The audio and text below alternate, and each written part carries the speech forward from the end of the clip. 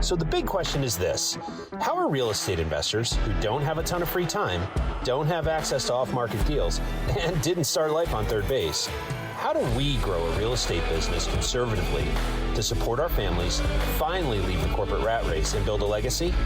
That is the question, and this podcast will give you the answers. I'm Ed Matthews, and this is Real Estate Underground. This is the Real Estate Underground podcast show number 12. Hey everybody, Ed Matthews here. Welcome to the Real Estate Underground podcast. Today is an exciting show for me and for us. Today we're joined by Dave Devito, and I'd first like to welcome my partner, my Yoda, my mentor, my friend, Rich Brown. Hello, sir. How are you? Ed, how you doing, big guy? I'm happy to be here. I'm excited about today's guest and can't wait to get started. Yeah, likewise. Today's guest, Dave Devito, is a really interesting story because not only is he a friend of ours and a friend of CT RIA and the show, but he's also a business partner of mine on time to time. And he brings an interesting perspective to this conversation in that there are a lot of different ways to get involved with investing in real estate and making a living in this business. And so Dave has a really unique background as well as a very unique approach to how he makes his own living here. And he's a full-time investor these days. Actually, he's a full-time lots of things these days, which we'll let him get into. First and foremost, welcome, Dave. Thank you very much for your time today. We're really excited to have you. Thanks, Ed and Rich. Thanks for having me. Really excited and always a pleasure hanging out with you guys. So Dave, we know you, but our audience doesn't. Mm-hmm. And one of the things our audience always wants to know when we bring a guest on is who is this person and how they get into real estate? So why don't you just tell us your background, what have you done, and now what drew you to real estate? Sure. No, I'd be happy to.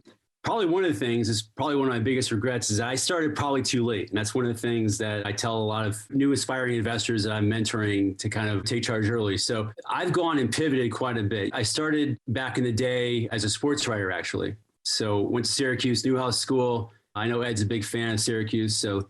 Yeah, that's a different show.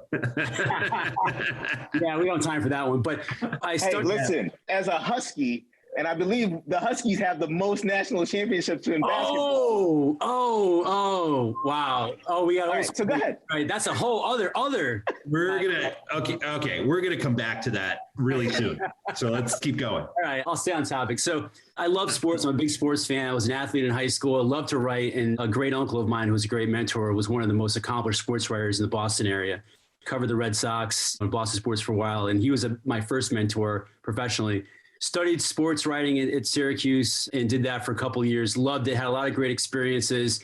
It really kind of built my creative side, which is definitely a big part of me. Had a lot of great life. But, the thing that I realized early is that while the job itself, I was a young guy covering sports, meeting a lot of athletes and a lot of interesting stories, that at the same time, I knew that someday I wanted to be a family man. And so I saw how miserable my editors were because as a sports writer, you go into work at like 4 o'clock, you get out at 1 a.m. Oftentimes you're working nights, holidays, weekends. And so I quickly pivoted about after 3.5 years out of that world into the world that really was formidable in my mainstream career, and that was advertising. I still like the communications aspect of life. And in a way, writing and advertising are both marketing, just in different sides of it. And that's a big part of what I did. So I moved from the small time towns of sports writing to New York City, the advertising and media capital of the world. When I was a young guy, when I was about 24 years old, I got into the ad business, worked at an ad agency for a couple of years, worked on some big accounts, learned that aspect of it. But what I quickly learned is that my real passion and interest was in the advertising sales side of some things. Personally, I didn't think I'd be a good sales guy because, quite frankly, and I know it doesn't come off all the time, but I'm actually kind of a shy person. And I've evolved in that regard. So I wasn't sure if I can go out there and talk to people, try to sell some things, ask them for money, ask them for things. And so I had a really great mentor. I worked for Popular Mechanics magazine. That was my first sales job. And he said, just, hey, have fun. It's a young person's business. You're a driven guy.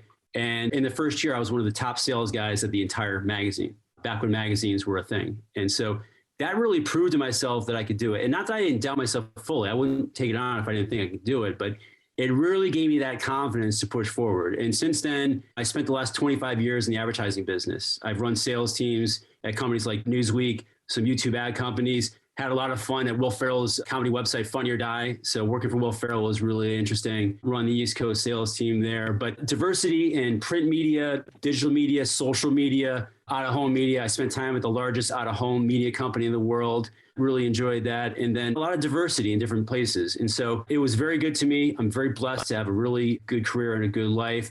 But the industry really changed across the board. And, my most recent role, I was a partner at an ad agency in marketing and experiential and events marketing, which was my last stop. But the thing about it is that I always, from day one, that's getting back to my original statement about, starting too late. I've always been passionate about real estate. Back when I was like 22 years old, walking around with some of my buddies, we started at the time talking about, a real estate club, which back in the day was kind of an older term of really partnering up with people and establishing a real estate. I guess now it's called syndication to a greater degree. But once I started really enjoying, as a young guy in New York City, social life, and my ad career was really starting to take off, I really just put it in the back burner to some degree. But it was always in my mind. That's when about 8 years ago, the way I got started into real estate and really took my first plunge, we got a postcard in the mail from Tarek El Musa's coaching academy. He was having a free event down here at the Stanford Marriott, and my wife actually saw it. And she came to me and she said, "Dave, you got to go to this." She said, "I know you love advertising," but at the time I still did. But he's like, real estate is something you don't shut up about, but you just never really get into it. Now is a really interesting thing to just kind of go out and check it out. And so I did. So I went to the free seminar. I sat for about 4 or 5 hours in the Marriott and listened to Tarek's team really talk about a lot of different things about real estate. But one of the things that really resonated to me was wholesaling, because wholesaling wasn't something that I knew about. Obviously, from the television shows and everything, I knew about flipping. Obviously, being a landlord is not an uncommon thing. So I knew about that. But wholesaling, when they started talking about it, was really intriguing to me because it really tapped into the creativity, the uniqueness, and first and foremost, it really spoke to me about what it means when all these marketing companies really say, "Hey, invest in real estate without your own money," or "no money down," or anything like that, which I know is possible in other sectors, but wholesaling was really the one that, could really accomplish it. And so I didn't buy Tarek's course at the end of that conference, but I really started to dive in and just immerse myself. That's what I do. I really like to immerse myself in learnings. I love to learn. I just really dove into wholesaling and just got after it. I used my marketing experience, did some Google AdWords marketing, a lot of networking. I love to network, as you both know. That's a big, big part of it. And just started making offers and doing wholesale deals. And it was a lot of fun. It's a lot of work. It's not easy, but it's a lot of fun. I love the hustle of things. That's always been in me. So I got started in that. And then about a year later, I bought my first rental property in Bridgeport. Here was a 2-family. It was an off-market deal, dirt cheap. I think I got it for like $80,000. It was a 2-family. It was a complete mess, but I was determined that I can kind of get the ROI. I think the rent roll is about $3,000 for an $80,000 purchase. And that's what I saw. And I dove into that, started learning about being a landlord, which was just a smack in the face, as I'm sure you both can relate when you first started, right? The tenants were very started. I can still relate. Yeah, exactly. So I had some good tenants, good people, just different, just different. They had their challenges. And that's one of the things that I embraced in my entire business life, about really getting to know my clients. And listen, to a degree, your tenants are your clients. You got to really get to know them. And that's the way I treat my tenants in that regard. But it was a challenge. I think I was taking a tour. I was telling the story the other day. I went to the second floor for the first time, introduced myself, and the people were very nice. But I went to the second floor and opened up the door, and there were 6 pit bulls waiting to say hi to me in the closet. Puppies and a mama. And I'm like, okay. Good to know. Good to know. But I really go back, and for a good year and a half, I owned that property. But what I quickly understood is that I wasn't ready for it. However, and so what I did is I found an investor that really was accomplished, taught me some things, and I sold it to him. Enjoyed a good rent roll, but in fairness to the tenants, I just wasn't being a good service to them. So I sold it to an investor that could really take better care of the property. But at the same time, I used that year and a half as my next stage of education. I'm a big believer in, you don't really learn by YouTube videos or even talking to people solely. You just got to do it. You just got to really dive in and just experience it. Make your mistakes. It never is going to change, as you both know. And that was a great learning experience. I got my degree in landlording with that property, which I'll never forget. Your first property is always your baby, right? You're never going to forget it, and I never will. Yeah, I still own mine today. Yeah, you've got a great story, of course. That's my, yeah. So And I'm tell me, actually Dave. going back and forth and trying to figure out whether or not to sell it as we hit the top of the market. And it's a lot harder to sell your baby than it looks on paper, right? Exactly. Man, I know you're a wholesaler. I know you had that first experience, but one of the things that people will ask at our CT RIA meetups is they'll ask questions like, is it hard to get into wholesaling? How do you get over the no's? Do you get a lot of no's? What do I do? Like, tell me about your first deal that you actually signed and were able to wholesale. My first deal that I signed wasn't a deal that I actually closed, but I'll tell quickly. Ed knows this story. So I partnered with a good friend of yours, David Haberfeld, back in the day. He had two multifamilies in Binghamton, New York that he got for a song from a friend of his, from the mother of a friend of his. And David is very accomplished, as you both know. And so he said, I got these two properties. I'm looking to find a buyer. I have no problem. So anyone that finds me a buyer, I'll give them a piece of the action. And I jumped on it and I just started running. I used my sales and marketing skills and just my hustle. Sight unseen, just started marketing it. And I found a buyer for it. It was tough. These two properties, I think you probably got them for like $20,000 for the both of them. Binghamton is a different market than Connecticut.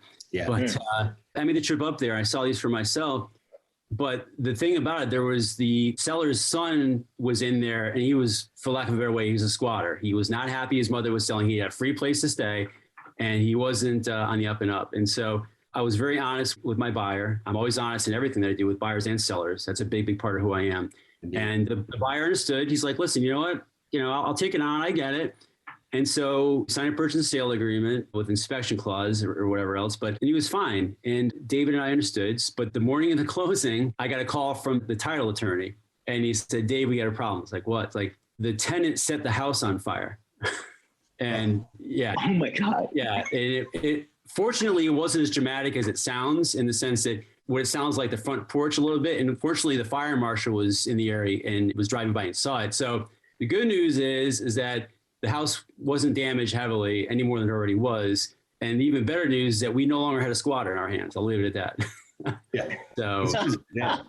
But the bad news is that the buyer was a tough-minded, experienced investor. He's like, Dave, I can handle a lot of things, but I can't handle that. So I didn't close the deal. But I tell that story because it was literally a trial by fire. My first attempt. No pun intended, of course. Yeah, no pun intended. No, right. But that was like a 3 or 4 month process. And I learned, talking about the rental property that I just spoke about, that was a great learning experience about never giving up, getting creative. I went through multiple potential buyers. But Rich, I mentioned this story because it's all about the no's. This is a no business. Most businesses are, but wholesaling is a no business. If you can't handle the no, you're not going to succeed. You got to have thick skin to really be a wholesaler and just that faith that every no, as they say, is going to be closer to the yes.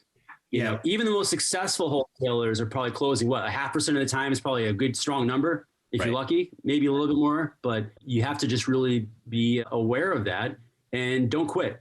So one of the things I do is I gamify it, right? I know that I need to talk to roughly 20 human beings before I get a yes, right? With the deals that we do.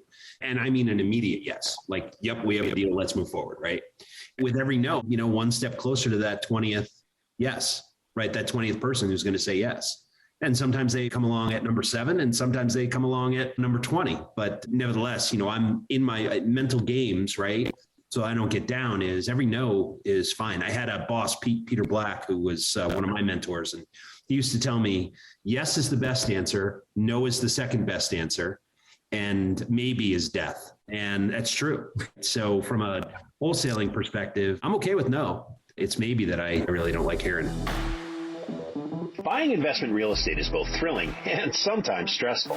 Without a lending expert by your side, most investors don't stand a chance. That's where CT RIA funding comes in.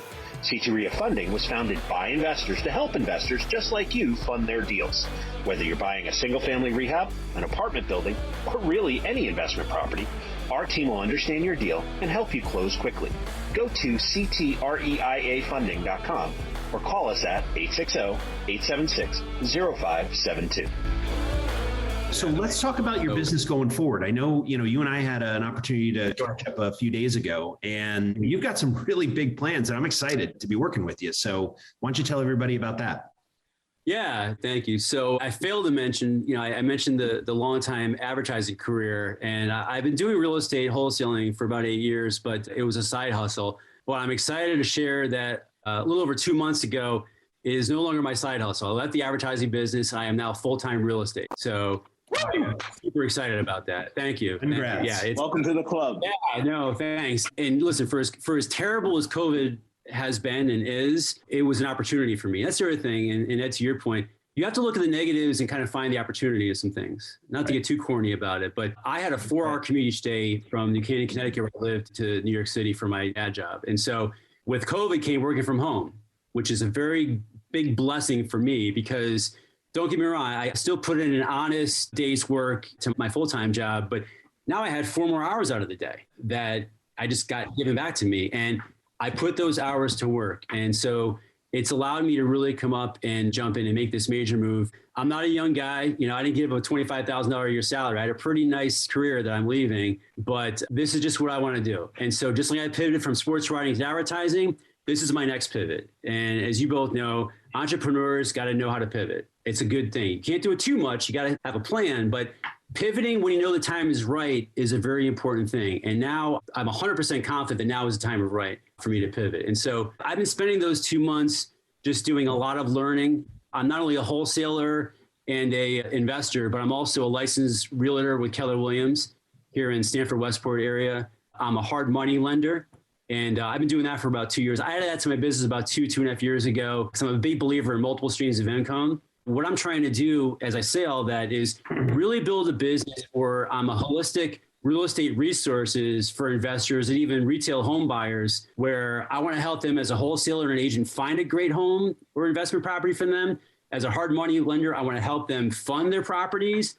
And if they need help selling them, I want to help them sell their properties, whether it be a flip or anything else. But not only that, but I really love giving back, which is a big part of my brand and my mindset and all that I do, business and life. And so I'm very generous with my time. And quite frankly, I learned that from many people in my life. But getting back to David has become a great mentor. I mean, we have stayed in close touch since that Binghamton fiasco 8 years ago. He, as you both know, is very accomplished, but it's unbelievable how giving he is. And I really am similar in that regard. You know, I aspire to kind of on the front end to be as accomplished as him in real estate, hopefully soon. But I definitely share that. And so I definitely mentor freely a lot of new people. And they asked me, I had a guy last night that I was chatting with on Facebook. He's in a different market, but he said, I love what you're saying, but why are you willing to do this for me? And I said to them, listen, people have done it for me, and giving back is a big core. Karma is a real thing in life. And that's the absolute truth. So I mentor people without a doubt. And I enjoy it because I look at myself as much as not just all those 3 or 4 things as the roles that I have, but I also like to add the role that I'm almost like a strategic consultant to real estate. Not that I know everything, not even close to it, but I think I've accomplished a lot of knowledge, a lot of contacts in my database and my Rolodex. I'm very eager to share that because, again, and I said this the same thing last night to newbie. I'm like, listen, you're going to help me. It's about give and take, right? I'm going to give, but you're going to help me really expand my sphere because sales, as you both know, is a contact sport. Yep. I'm right now really trying to compile as big of a bird dog team as I can. And I will teach them without these crazy upfront fees in exchange for just sharing in the deals and just going through. Because again, like I was saying earlier, the best way I could teach these newbies is to help them go through a deal together. Do it. And that's a big part of what my strategic focus is. And just share them the marketing. I launched a Facebook page just about a week and a half ago. So please join it. It's called CT Off Market Deals and Funding. And it's still in, I guess, the beta right now. I haven't really done too much with it. I just want to kind of see organically what people come up with. But that's a place where I'm really going to look to be my hub, not just for me personally. Yes, selfishly, it's going to be a place where hopefully I make a lot of connections and expand my brand because as a marketer, we all live and die by the lead gen lower funnel.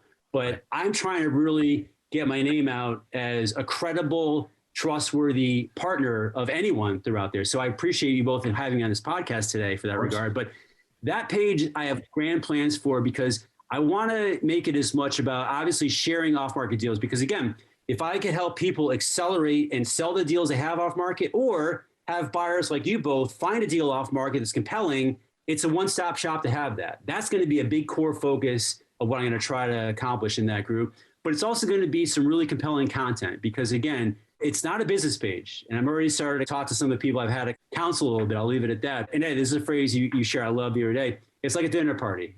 And this is Ed Matthews, not Dave Devito, but I'll steal it. When you're at a dinner party, people don't want to be sold They want to have a really interesting thing. And if you want to more appropriately kind of elaborate, that's a big thing that resonated with me when you said it to me the other day.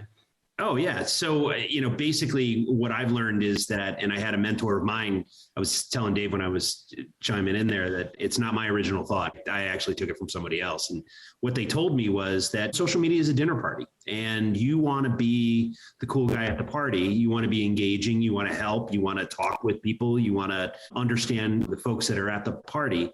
And once they get to know you, then you invite them back to your place, right? And so your place being your website or a meetup that you're organizing, real life or whatever. But you don't want to be the creepy guy at the dinner party shilling for the product, your latest product, because most people will walk away from that guy, right? Or gal. So that's what Dave and I were talking about. So thanks for the plug, Dave. Oh, definitely. And that's going to be a big core focus of it. And I have a lot of experience from my ad days and some of those brilliant social media marketers that are much smarter than I am, what I steal from them. And so part of what I'm going to try to do in there is part of the education is imparting best practices in marketing, social media and whatnot to try to help them. But branded content is a space. And what that essentially means is that instead of ads, just really having a message that sure is hopefully going to end up in a business relationship, but more so is sharing knowledge, sharing content that's engaging and different in that regard. So that's going to be a big part of what that group's going to be about as well. And so I'm really excited. So stay tuned on that. Live streaming is going to be big, sharing and going about some things and really growing that aggressively. You talk with a lot of folks that are just breaking in, and I'm curious what you see is the difference between the folks that just talk about it. Rich and I and our colleagues call them dreamers, right? What separates the dreamers from the people that actually get it done and become Dave or Rich or Ed or Ron Faraci or whoever? We all try, or David Haberfeld, we're all trying to be him. But yeah, I'm just curious what your thoughts are. I think the easiest and probably top thing is that they're not afraid to fail. They're the kind of people that really just, to enough degree, believe in themselves because, listen, whenever you start kind of getting excited about what you're going to do, whether it be real estate or something else that's a little bit different, and that's pretty much what entrepreneurialism is, right? You're going to have 95%, if not more, of your friends, family, and the people on the street. They're going to say like, oh, you're crazy. Go get a 9-to-5 job. Go do this. Get a paycheck. Don't worry about it. Don't be greedy. Or it's not about greed, but it's about happiness and believing in yourself. That's probably the number one thing. And the second thing is they're not going to be career students. Listen, education is important. Don't get me wrong. I immerse myself in thousands upon thousands of hours of content and learnings, and I've invested in coaches myself. But the best way to learn is just to do. And be careful enough, get a mentor, find someone that is going to lend their time and just go about doing that. But you got to get in the game. You got to get in the game. So the people that are really not going to be afraid to get in the game, or the people that aren't going to overthink it, those are the ones that cross that magical bridge, if you will, into Narnia of what is true entrepreneurialism. That's probably the biggest barrier. And the thick skin, being okay with the no's and not cowering in a corner in a fetal position when they hear the first or 15th or 50th no, and believing. You got to believe. Believe that it's going to happen. Dave, I could hear the parental reference as you threw in Narnia there. That's a good plug for Narnia. Yeah. So you've been talking a lot about immersing yourself, about doing the research. Mm-hmm. What kind of things do you use as inspiration? Are you reading books? Are you watching videos? Like, where is it that you find this knowledge? Yeah, I've invested in some coaches that have taught me a lot in time. I just really try to network. I love to network. I love to meet people like Ed and now you, Rich, and just listen. The other thing that a sales former boss of mine said to me, he's like, in sales, you've got 2 ears and 1 mouth. Do a lot of listening. And don't be afraid to ask for help. That's what's great about the CT RIA. You guys are all genuine. You're not just pitching the CT RIA. Everyone's genuine about really accomplished guys like yourselves helping. So I tell people all the time, take them up on that. And Ed, I know you've had a couple of my buddies, you've had coffee with them over the past couple of months. Yep. That's the way to do it. And just pick their brains and listen. And don't be afraid to kind of really ask for that. Asking for help is an important part of it. I do some reading. Right now, I've got a little plug for Keller, but it's a brilliant book, not just because I'm a Keller guy, but The Millionaire Real Estate Agent is a book that, whether you're a real estate agent or not, it's a great book because it's got a good mix of that mindset that's important to kind of, again, getting over that bridge. But it also has some really great tactical stuff, anything from leverage to time management and all of that. So that's a great book. And he's also got The Millionaire Real Estate Investor, which is outstanding. Yeah, there you go. Sorry. Yeah, That's also an example. So that's one of the reasons why I joined Keller, for a variety of reasons, but just the knowledge and the training there is amazing. I mean, I'm a relatively new real estate agent. I've been doing it for about a year now, but I've been spending a lot of time just kind of learning that side of it, because anything that I do, I really want to know it as best as I can and incorporate that. So that's kind of a little bit of the knowledge, but just surrounding yourself with like-minded people as well. Get rid of the people that are going to be the naysayers, and just have people that you can learn from and steal from them. I steal all the time. Imitation is the best form of flattery, and I look to imitate as many people as I can. One of my big differentiators that I try to get across is I'm a big believer in the blue ocean business philosophy, which is essentially what that means for those that don't know. It's trying to find unique and different things that in business or in life that not many people, if many people at all, know about, and incorporate that into your strategy. And so that's a big part of it. So, I'm always trying to learn little catchphrases and quotes, but I heard a new one a couple weeks ago. It's probably not new to everyone, but it was new to me, is different is better than better, which is a quote you guys probably have heard of. But I heard that for the first time about a week and a half ago in a meeting. I wrote it down, and that is so true. You got to try to find a differentiator. There's thousands of wholesalers, there's thousands of investors, there's thousands of real estate agents out there. What I'm trying to do as best I can is, why call Dave Devito instead of other wholesalers, real estate agents, or hard money lenders? What am I going to offer to them that they are going to appreciate and like working with me about? I mean, that's a huge part about the thing. You want to work, people want to work with people that they like, respect, and trust. And that's what I'm trying to embody with my own personal brand. Yeah. There's, and Dave, to kind of dovetail on what you were talking about, there's something called the improvement offer, right? So there's kind of two basic offers. There's the different, like, as you put it, right? I'm not, like, you look at politicians, for instance, right? If you look at presidential candidates over the last, 100 years plus, the ones who are improvement candidates typically lose, right? The ones who are change agents, the ones typically win. But you can go wherever you fall on the political spectrum. Politics is a marketing game, just like everything else.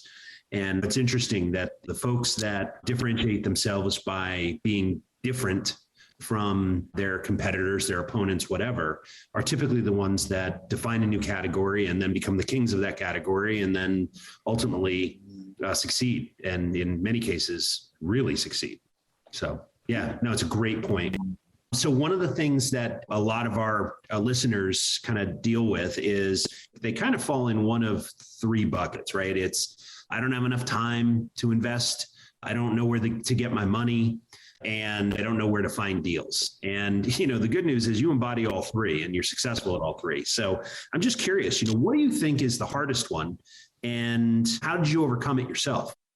Good question. I mean, all three are legitimate hurdles that you got to fight through. But if I had to pick one of the three, and we could all relate to this in this current market, right, is finding the deals. Finding deals is not easy ever. The COVID era that we're all living through right now is probably the toughest one. But the way I think about deals is that deals aren't found, they're made. You don't find a deal, you make a deal.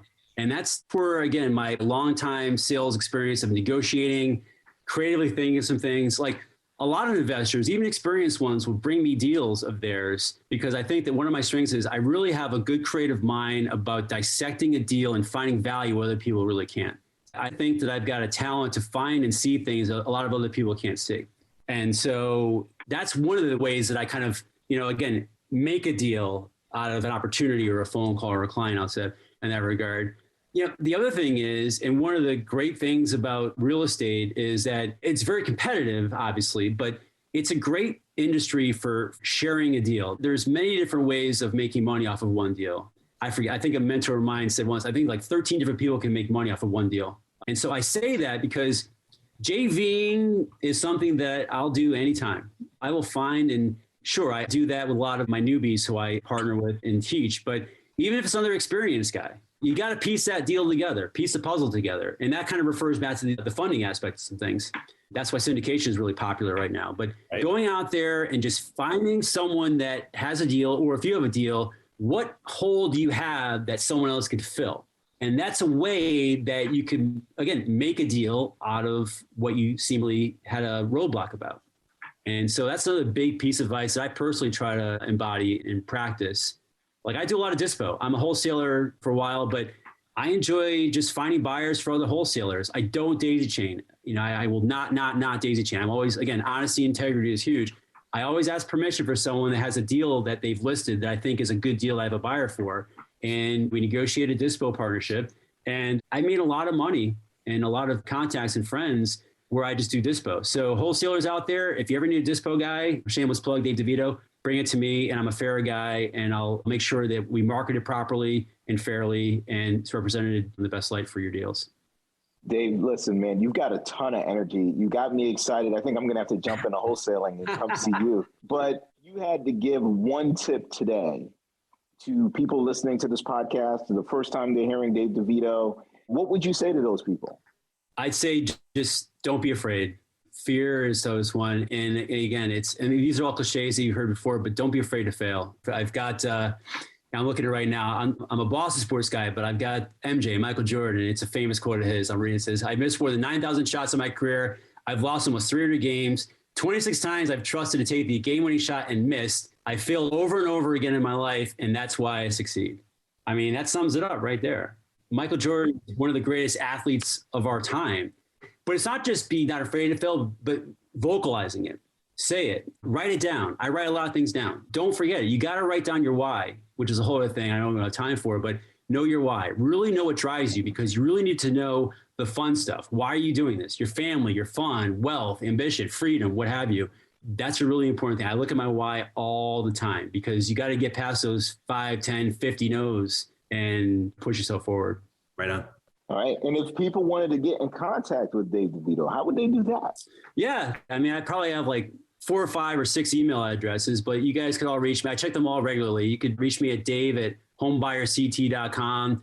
Facebook me. As you've heard, I'm a big Facebook guy. I live on Facebook. It's my number one source of lead generation and buyer contacts and just general networking. So friend me on Facebook, just Dave Devito. And then last but not least, please join that Connecticut Off-Market Deals and Funding. It's CT Off-Market Deals and Funding, because again, selfishly, it's partially for my brand and whatnot, but this is something, as I say, it's for us. The bigger we can make that whole thing, the more we could all share in that wealth and really prosper as big-time investors, wholesalers, agents, what have you, in the state of Connecticut. Well, Dave, once again, it's a pleasure to have you here. We're thankful for your wisdom and your experience and your generosity with your time. So thank you very much. Mr. Brown, as always, a pleasure, sir. And Dave, thank you very, very much. Thank you. I really appreciate the invite. This has been the Real Estate Underground Podcast, a CT RIA presentation. Don't forget to rate, subscribe, and share this podcast with your friends. If there's a specific topic you want us to cover, post it in the comments. For more information on the Real Estate Underground Podcast or CT RIA, go to realestateundergroundpodcast.com or ctria.com. Until next time, happy investing.